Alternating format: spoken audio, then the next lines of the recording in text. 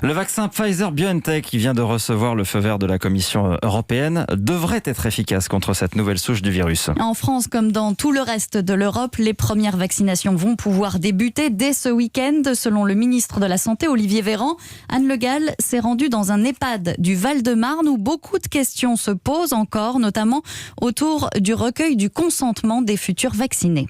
Oui, avec les guirlandes bleues qui clignotent dans l'entrée, pour le moment, les 210 résidents de cet établissement sont plus portés sur les fêtes de Noël que sur le vaccin. À 96 ans, Henri Courtès n'a d'ailleurs pas l'intention de se faire vacciner, même si son médecin l'y a encouragé. J'ai réfléchi et c'est non, hélas. Parce que je trouve que les laboratoires se font une guerre entre eux, là, pour aller le plus vite possible. Donc c'est une question souvent soit de dollars, soit d'euros.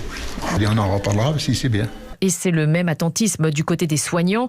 Pour Romain Gisolme, qui dirige l'ADEPA, l'association des directeurs de maisons de retraite, dans l'attente du feu vert officiel pour le vaccin, impossible de toute façon d'organiser les visites médicales, de demander les consentements, on manque d'informations. Il semble qu'effectivement l'essentiel des structures puisse s'engager une fois la période de fête passée et puis surtout une fois les recommandations de l'État bien établies pour permettre effectivement la mise en place pratico-pratique. En clair, l'image des premières injections, on l'aura donc sans doute le 27 décembre comme annoncé, mais de façon symbolique, ce ne sera pas le cas dans les 10 000 établissements du territoire. Et aux États-Unis, le président élu Joe Biden s'est lui fait vacciner hier en direct à la télévision.